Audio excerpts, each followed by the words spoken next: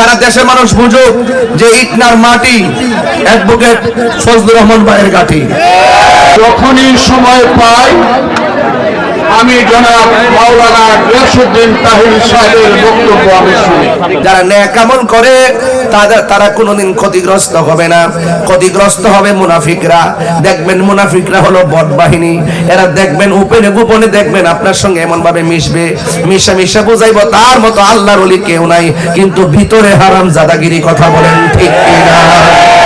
এই জন্য আমার বন্ধুগণ, মিষ্টি কথা শুই না পাগল হবেন না। এখন বলবেন অ্যাডভোকেট ফজলুর রহমান ভাইয়ের কথা, সেই জন্য আমি মাহফিলে বললাম, এখনো বললাম। কারণ কি? তিনি হলো সুন্নির ঘরের সুন্নি। কথা কোন ঠিক কিনা? এই জন্য ভাইরা আমার, যেই নেতারা আমাকে এই বক্তব্যকে রাজনৈতিক গন্ধ খোঁজার চেষ্টা করবেন, আমি আপনাদেরকে বলে দেই, আপনি নেতা যদি নবীর বিরুদ্ধে কথা বলেন, আপনার স্যান্ডেলটাও আমি দেখব না, আপনার ছায়ার মধ্যে আমি পা দিব না। আর আপনি যদি আশিকে রাসূল হন, খোদার কসম করে বলি, আমার জিহ্বা দিয়ে আপনার জুতাগুলা পরিষ্কার করে দিব। কথা বলেন ঠিক কিনা? আজকে উনি আমার সামনে, আমার এলাকা, আমার জন্মভূমি, জন্মস্থান হাওড় অঞ্চলের ইটনায় নিয়ে এসেছেন। সেই কারণে আমার পক্ষ থেকে, ইটনাবাসীর পক্ষ থেকে, হাওড় অঞ্চলের মানুষের পক্ষ থেকে উনাকে আমি কৃতজ্ঞতা জানাই, উনাকে আমি সালাম জানাই। আসসালামু আলাইকুম ওয়া রাহমাতুল্লাহি ওয়া বারাকাতুহু। আমি উনাকে আমার সালাম জানালাম। আপনি আমার ভাবি অঞ্চলে এসে এই হাওড় অঞ্চলকে ধন্য করেছেন। এইখানে মানুষ আপনার বক্তব্য শোনার জন্য এসেছে, আমার রাজনৈতিক বক্তব্য নয়। তবে আমি এসেছি এই কারণে, আজকে খুব সুস্পষ্টভাবে বলি, আমি জন্মগতভাবে আমার পিতা এবং আমার দাদা এবং আমার পরিবার, আমরা সব আহলে সুন্নাত ওয়াল জামাতের আমরা অনুসারী। আমাদের পরিবার টোটাল আমরা। সেই কারণে আপনার কথা শোনার জন্য এবং বাংলাদেশের মানুষকে এই ঘোষণা দেওয়ার জন্য আমি আহলে সুন্নাত ওয়াল জামাতের একজন নগণ্য মানুষ হিসাবে এই আহ্বানের দিন জানিয়েছিলাম, ওলিয়া উলিয়া গাউস কুতুবের দরবেশের মাজার ভাঙ্গা যাবে না। যদি আর কোনো ভাঙ্গো, খবর আছে কিন্তু। আজকে ইটনার এই মাঠ দেখে হাজার হাজার মানুষের সামনে দাঁড়িয়ে আমি ঘোষণা করছি, আহলে সুন্নাত ওয়াল জামাত এই ভারতবর্ষে সুফিবাদের সেই ওলিয়া উলিয়া গাউস কুতুব দরবেশ হযরত খাজা মাইনুদ্দিন চিশতি রাহমাতুল্লাহ আলাইহি থেকে ধরে, ওই যে নেত্রকোনায় ঘুমিয়ে আছেন শাহ সুলতান থেকে ধরে, আমাদের সিলেটে যে ঘুমিয়ে আছেন হযরত শাহজালাল শাহপরান থেকে ধরে, আমাদের সেই খড়গপুরে ঘুমিয়ে আছেন কল্লা শহীদ মেসুদারাজ থেকে ধরে, শাহ নাসিরউদ্দিন থেকে, বাইতুল মুস্তামি থেকে ধরে, শাহ মখদুম থেকে ধরে যারা ঘুমিয়ে আছেন, সেই ওলিয়া উলিয়া গাউস কুতুবের এই দেশে ইসলাম প্রচার করে আমাদের পূর্বপুরুষকে মুসলমান করেছে। কোন ধরনের ওয়াহাবি মতবাদী মানুষ আমাদেরকে মুসলমান করে নাই। খুব ক্লিয়ার কথা আমি বলতে চাই,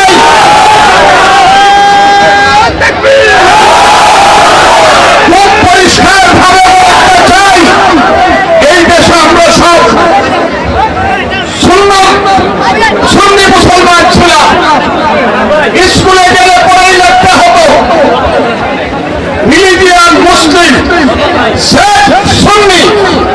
সেইটা আজকে জামাত ইসলাম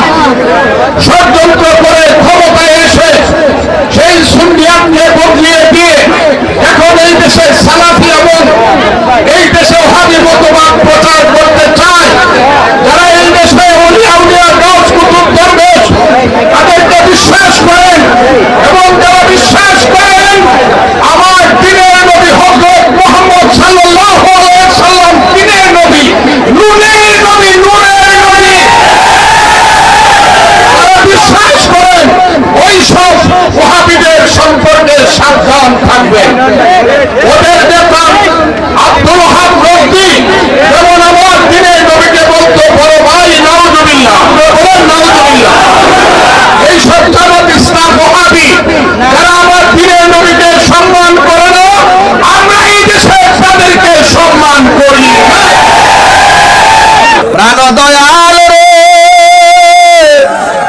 আর পরি তাহিরির কি নতুন করে সিনাল লাগবো? ফেসবুকে যে লেখে গালাগালি করে এই থেকে আমরা ডরাই। যারা সত্যিকার রিয়েল দেশকে ধারণ করে, যারা সত্যিকার ভাবে ধর্মকে ধারণ করে, ওই সমস্ত পরাজিত যারা আছে, ওই সমস্ত ধর্মান্ধ যারা আছে, তাদের সাথে আমরা কাগজে কলমে স্বাধীনতার আগে থেকে লড়াই করে দিতেছে। কথা কোন ঠিক কিনা? আমাদের বাপ দাদারা লড়াই করে আসতেছে। কথা কোন ঠিক কিনা? এদের পুঁজি শুধু প্রতিষ্ঠান কয়েকটা, এর বাইরে কিছু নাই। দেখবেন না অনলাইনে দেখবেন যে কিছু বট বাহিনী আছে, গোপনে গোপনে কিছু গ্রুপ করে রাখবে, এর রিপোর্ট মারবো, ওর রিপোর্ট মারবো, এর গালাগালি করবো, এই আইডি উড়াই দিব, এই আইডি উড়াই দিব। ফেসবুকে এমন একটা বুঝাইবো, মনে করবো যে এরা সব আয়া ফুটছে, সব দেহার দখলে রে। মাঠে খুঁজা দেখবেন, যেমন আমার ব্রাহ্মণবাড়িয়া যদি বলি যে ব্রাহ্মণের খুঁজা দেখবেন যে এদের মনে হয় না যে 250টা লোক আছে।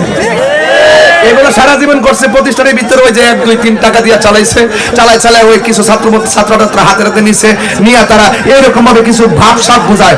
এগুলো আমরা লাল চক্ষুকে ভয় পাই না। কথা বলেন ঠিক না বেঠে? আরো বড় করে বলেন ঠিক কিনা বলো? অপ্রাণ দয়াল রে,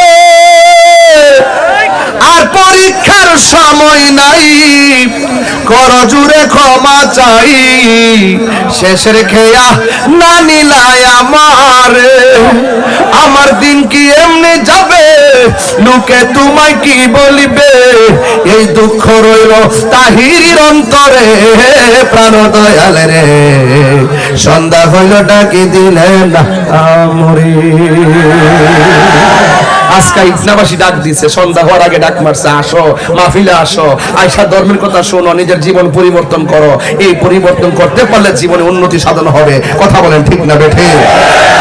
এই জন্য আমার যুবক, কি ভাষায় কথা বলবো? আমি বললাম হাসরের ময়দানে 7 প্রকারের মানুষকে আমার আল্লাহ আরশের নিচে ছায়া দিবে। এক প্রকার হলো যারা ন্যায় বিচার করে, 2 নম্বর হলো যারা দান করে, 3 নম্বর হলো যারা যৌবনকালে বেশি ইবাদত করে। যুবক ভাইরা, যুবক ভাইরা, আপনারা আছেন তো সবাই? যৌবনকালে ইবাদতের দরকার আছে না? যৌবন যার যুদ্ধে যাওয়ার সময়, তার সিদ্ধান্ত আপনাকে নিতে হবে। কথা বলেন ঠিক না বেঠে? এই সমস্ত অপশক্তিকে বর্জন করতে হবে, আর প্রেম শক্তিকে অর্জন করতে হবে। কথা বলেন ঠিক কিনা? বর্জন আর অর্জনের সমীকরণই হবে এবারের পথ চলা সুন্নি জামাতের। কথা বলেন ঠিক কিনা? আপনারা জানেন প্রায় স্বাধীনতার পরে আমাদের আহলে সুন্নাত জামাত 3টা গ্রুপ ছিল, ঠিক কিনা বলেন? এই 3টা গ্রুপকে এখন 3টা নাকি 1টা, এই একটা কমিটির মধ্যে আমাকে সাংগঠনিক সচিব হিসেবে রাখা হয়েছে। ইনশাআল্লাহ সারা বাংলাদেশে আমাদের এই তরিকাপন্থীদের জোয়ার উঠবে ইনশাআল্লাহ। কথা বলেন ঠিক না বেঠে? এই জন্য আমার কথা হলো, যৌবন যার যুদ্ধে যাওয়ার সময়, তারা যুবক ভাইরা তারুণ্যের স্পৃহায় কথা বলে আমাদের অ্যাডভোকেট ফজলুর রহমান ভাই, কথা বলেন ঠিক কিনা বেঠে? উনি এখনো তারুণ্যের স্পৃহায় যে কথাটা বলে, এটা আমাদেরকে অনেক সাহস এবং শক্তি যোগায়। তিনি একজন সুন্নি লিডার। কথা বলেন ঠিক না বেঠে? আজকে তিনি এসেছেন, তিনি কথা বলবেন। ইসলামে যারা শুধু জাহিরি বিশ্বাস করেন, বাতিল বিশ্বাস যারা করেন না, তারা সবটা জানেন না। ইসলামের মূল ব্যাপার 1 2 5 + 5, এটা হলো শরীয়ত। 5 9 6 to 10, এটা হলো তরিকত। 10 to 10 অনার্স, এমএ পর্যন্ত এটা হলো মারিফত। আর এরপরে যে খানা ফিল্লা বাকি বিল্লাহ,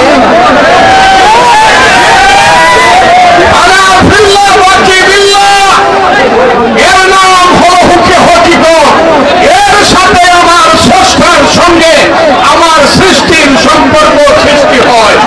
যার কালকারি হয় না, যে মেলুদুরি জানে না, যে তাসাউফ জানে না, সে শুধু এই দেশে ইসলাম যারা বলে, আমি বলি ইসলাম হলো মহাসাগর, পুকুরের মধ্যে ইসলামকে বন্দী করা যাবে না। ইসলাম হলো মহাসাগর।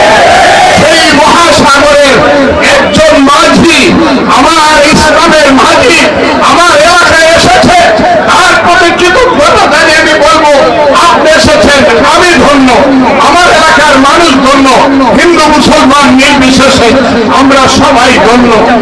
কারণ আমরা বিশ্বাস করি, শুনো হে মানুষ ভাই, সবার উপরে মানুষ সত্য, তার উপরে না, বিশ্বাস করি। এবং যার যার ধর্ম দেশে সবাই পালন করবে। পালন করবে, হিন্দু বৌদ্ধ খ্রিস্টানরা তাদের ধর্ম পালন করবে, ভাই ভাই হিসাবে আমি থাকবো। 1 মিনিট বলছি, আমার জীবনের 2টা কবিতা সবচেয়ে সুন্দর হৃদয়ে। প্রথম কবিতা হলো আমার ধর্মের কবিতা। সেই কবিতা হলো ইয়া নবী সালাম আলাইকা, ইয়া রাসূল সালাম আলাইকা, সালাওয়াতুল্লাহ আলাইকা। এটা হলো আমার জীবনের ধর্মীয় শ্রেষ্ঠ কবিতা। আর আমি যখন রাজনীতিতে যাই, পতাকা তুলি, তখন ওই যে গান আমার সোনার বাংলা আমি তোমায় ভালোবাসি, এইটা হলো রাজনীতিতে আমার শ্রেষ্ঠ কবিতা। আমি আপনাদেরকে বলবো, আল্লাহ রাসূল কোরআনের পথে থাকেন এবং আহলে সুন্নাত ওয়াল জামাত সুফিবাদের পথে থাকেন, ওলি আউলিয়া গাউস কুতুবদের প্রদর্শিত পথে আপনারা থাকেন। এই কথা বলে আমি আমার ভাই, আমার সেই হুজুর জনাব মাওলানা গিয়াসউদ্দিন তাহেরি সাহেবের বক্তব্য আপনারা শুনবেন, এই আশা করে আপনাদেরকে সালাম দিচ্ছি। আসসালামু আলাইকুম ওয়া রাহমাতুল্লাহি ওয়া বারাকাতুহু। তাহলে আমরা হালালকে হালাল জানবো, হারামকে হারাম দেখ, কথা কোন ঠিক কিনা বেঠে? হালালকে হালাল জানা, হারামকে হারাম জানার নামই হলো ঈমান। আর আজকে আমাদের দেশে অনেকেই হারাম রে কই আরাম, এরা হলো বেঈমান, কথা কোন ঠিক না বেঠে?